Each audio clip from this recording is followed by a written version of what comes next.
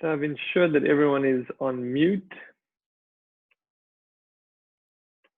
At the end of the talk, I will ask for questions. If you have any questions, feel free to either jot them down or send them into the text box.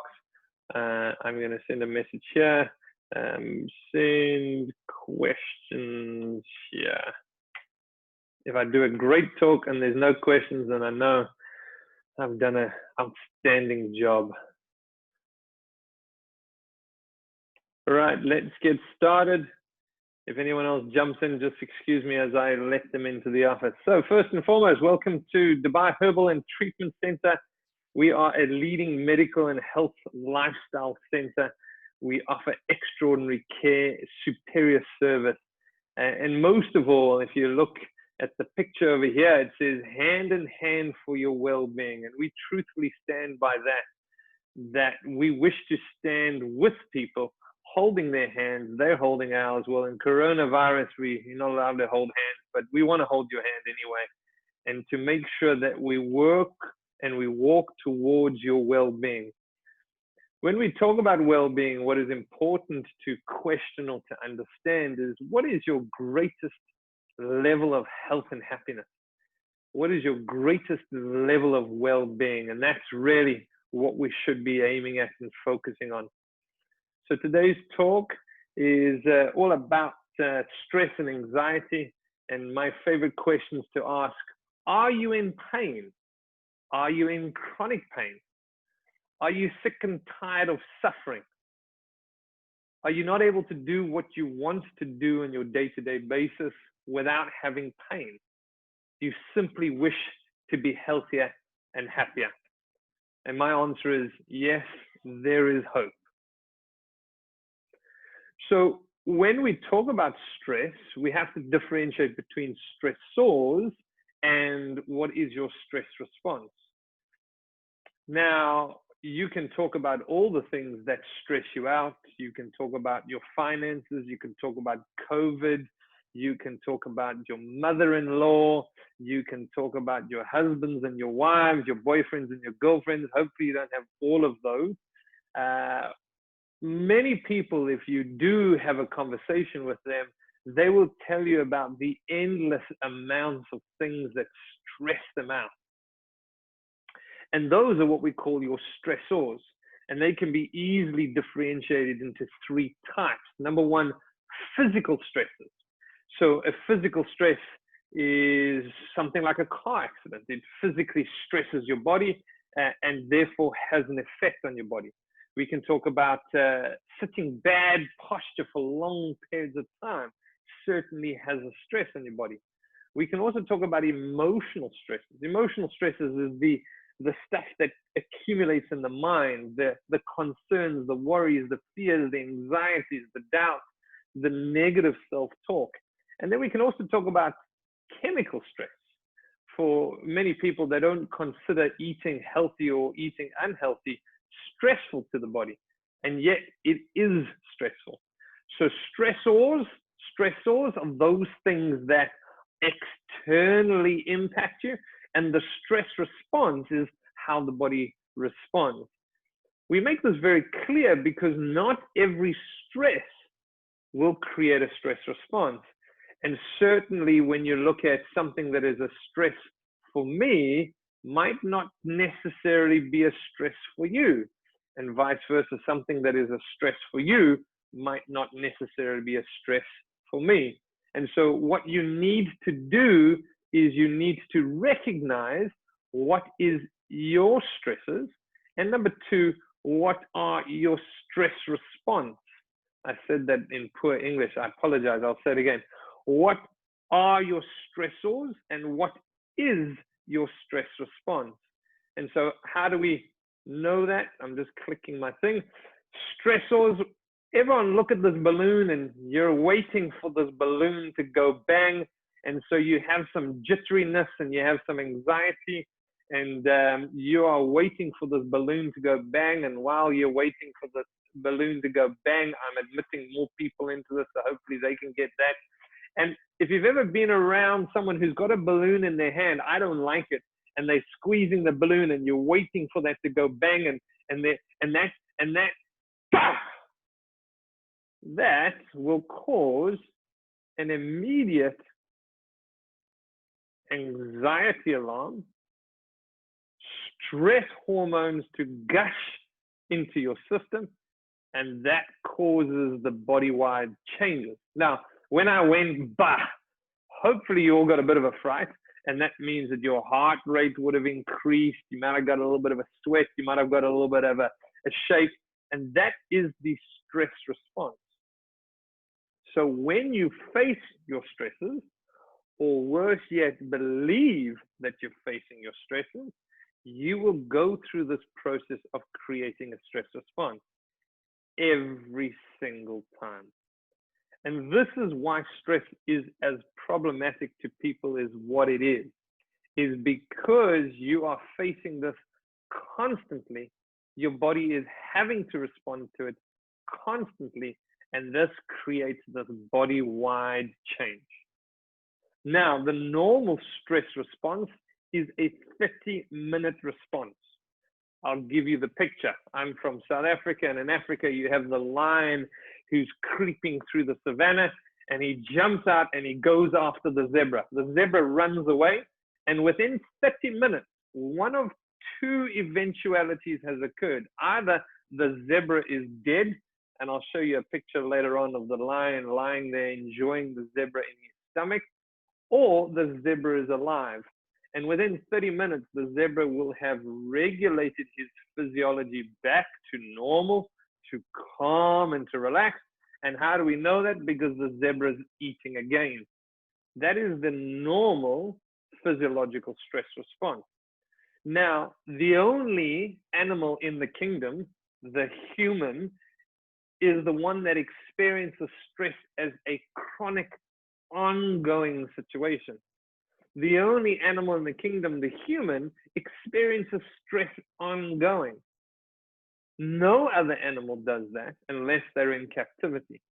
All other animals have a 30-minute stress response and they move on. Now, can you imagine just having 30 minutes of stress and then coming back into a Zen state? That would be absolutely pleasurable. So when we talk about the three responses of the body, you will fit into one of three categories, not necessarily one or the other. You may exhibit different features of each, but think about it, you're most probably going to be one of these others. Number one, when you get a fright, when you're stressed, you're wanting to beat someone up. That is the fight response. Number two, when something stresses you, you want to be the first one to run away. And I've dealt with a kid before. Whenever the teacher raised their voice in the class, the kid wanted to run out. In actual fact, quite a few times the kid ran out. And the last response is the freeze response. And if you ask my wife, she will tell you, whenever I get a big fright, I literally freeze.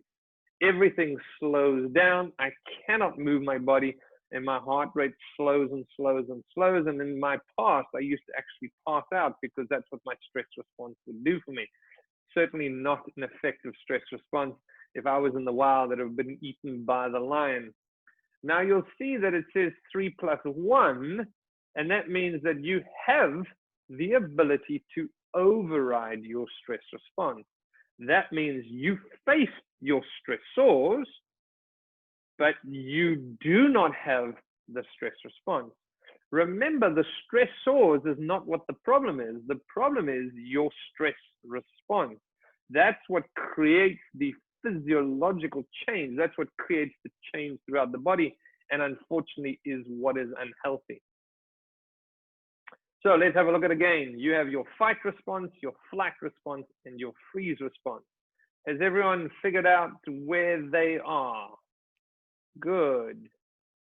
So let's deal with this in some more detail. You have two sides of your nervous system. This is what controls and coordinates every function of your body on a day-to-day basis. We have your sympathetic and we have your parasympathetic. Sympathetic is your stress response. Parasympathetic is your healing response. Why this is important is because your body needs to be able to heal every single day in order for you to be able to find your well-being.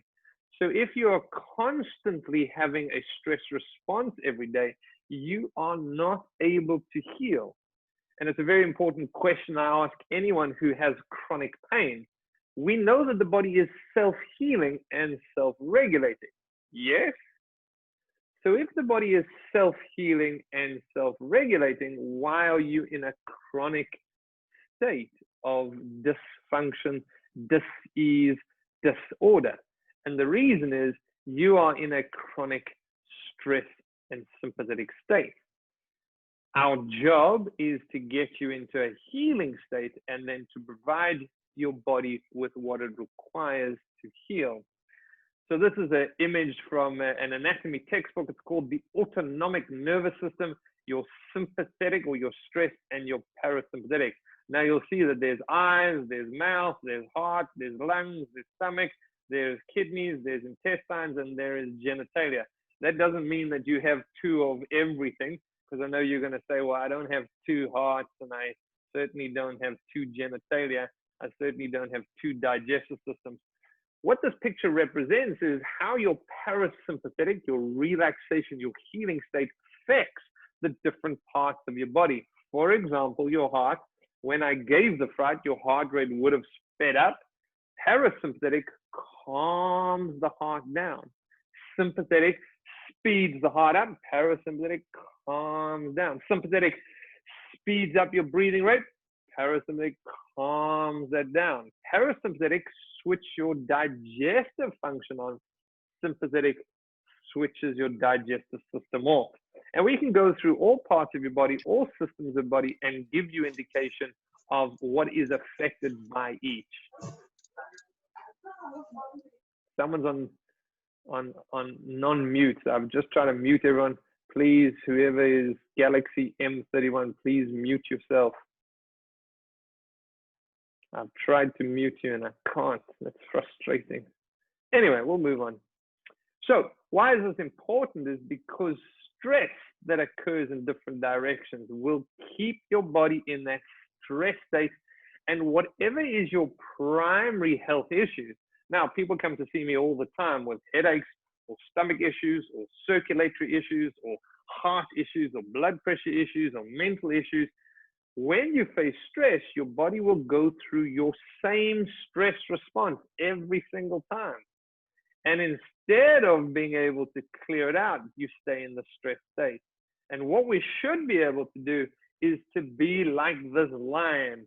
And this lion has got a full belly and he is lying on his back and he is relaxing. And we went on a safari in South Africa, and we went and we saw a lion, and the lion was lying there and everyone was scared. And the safari guide said, don't be scared of the lion because he has a full stomach. And when he's got a full stomach, he is not interested in anything else. And so when you are in this pure relaxation state, your body is designed to heal. Now ask yourself a question. When last did you feel this relaxed? Tongue hanging out, eyes half closed, relaxed. So what I want you to do now is I want you to stand up and I want you to feel this. Imagine for a moment that you're going to fight someone, and hold yourself in that position and feel where that tension exhibits itself in the body.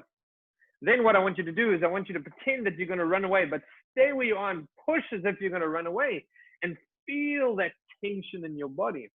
Last one is freeze on the spot and hold that freeze and feel the tension in your body. Now we can start to talk about the chiropractic side to the stress response, is because with each one of these, whether you're fighting someone, running away, or freezing on the spot, it has an effect on your body itself. That means muscles, ligaments, and tendons. And you then get stuck in that point. And then you tell me you got this chronic headache or chronic back pain, and we've got to figure it out. And the way we figure it out is by understanding where is your healing state.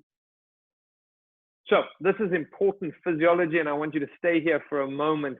When you face a stress, your body is going to do one of two things. It's either going to compensate or adapt.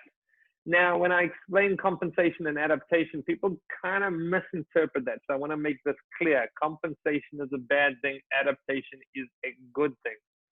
But then you're going to ask, what is the difference? So compensation versus adaptation. Compensation, nice big dictionary definition. However, it is something that reduces or counteracts.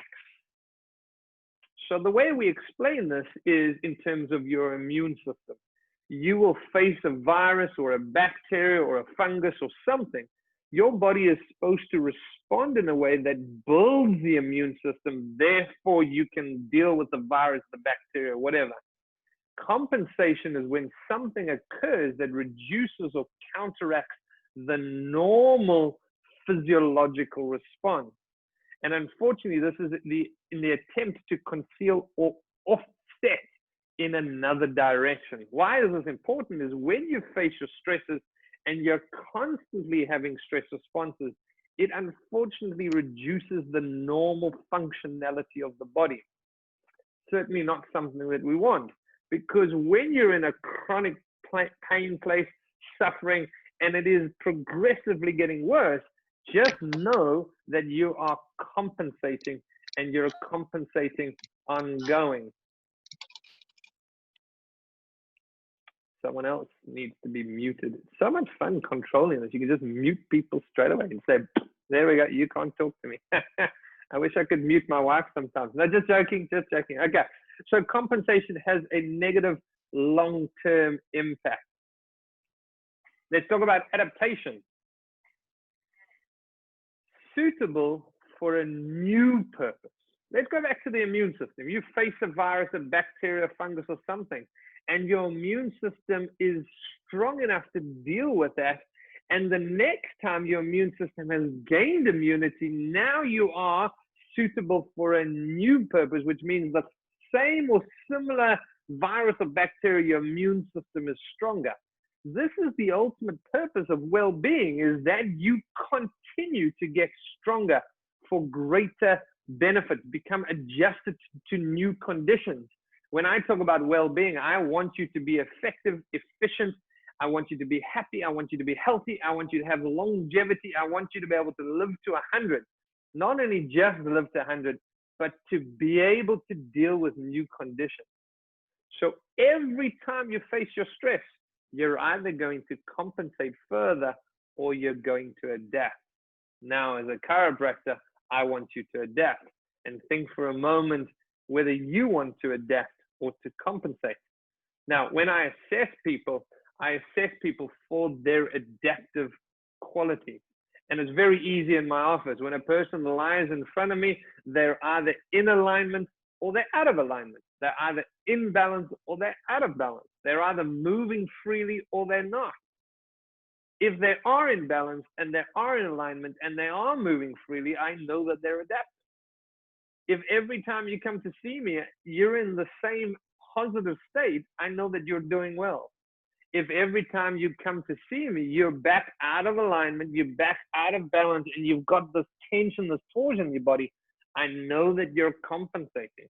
Every time you come to see me, I will straighten you out, get rid of the tension, make you nice in alignment, get the balance back, get everything moving effortlessly. I will do that for you. That's what I'm good to do.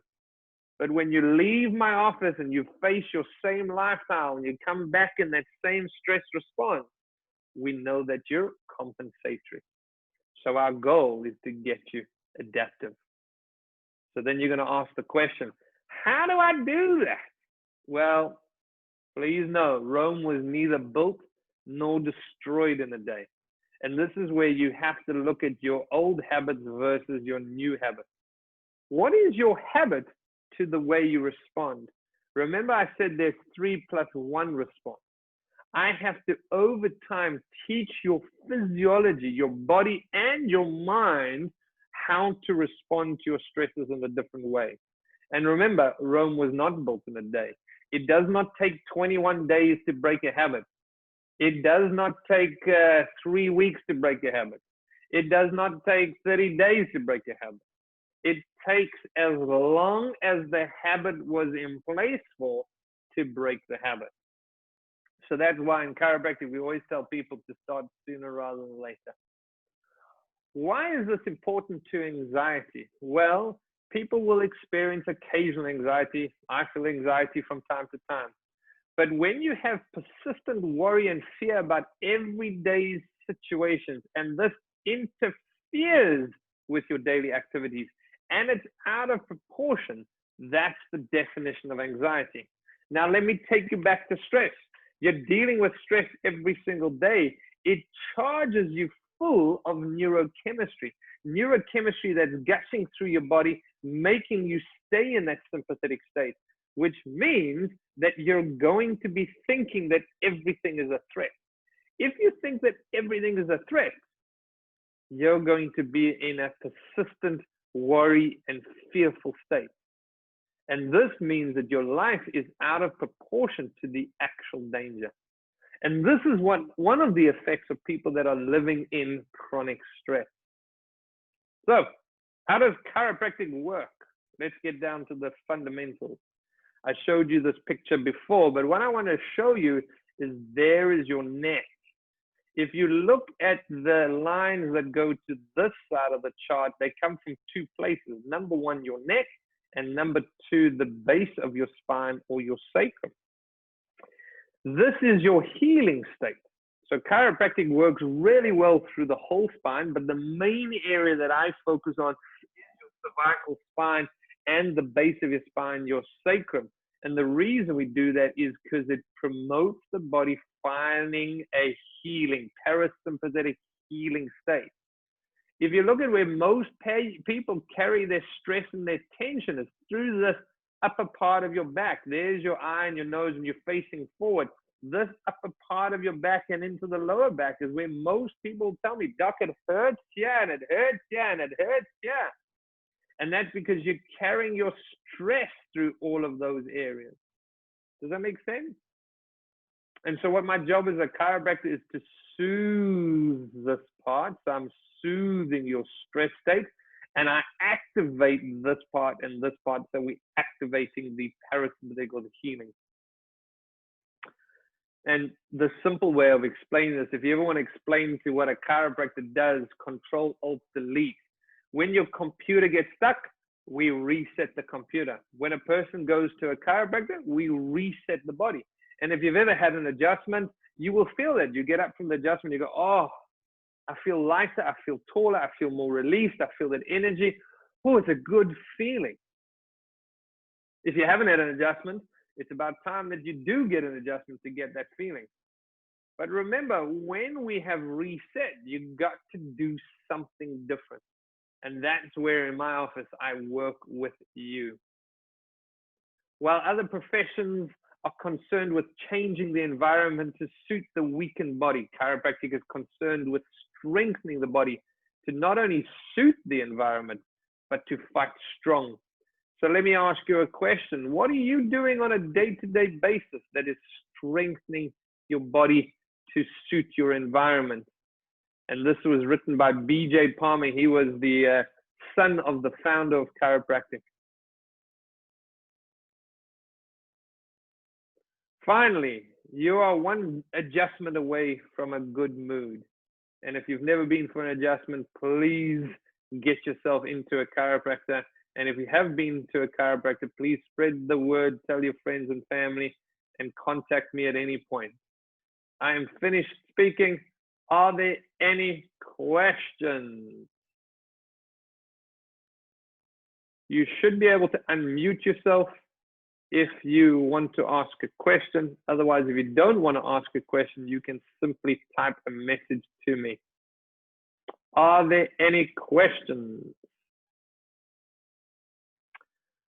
Are there any questions?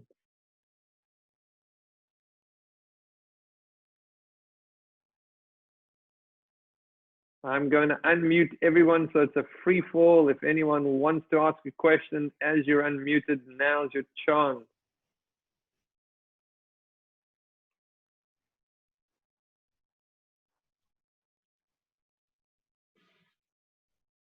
Any questions? Fantastic. Ladies and gentlemen, have a wonderful day, and we will chat soon. Oh, there is a question. Hang on a second. Ah, thank you, my angel. Good that someone thinks it was a good talk. Have a great day, everyone.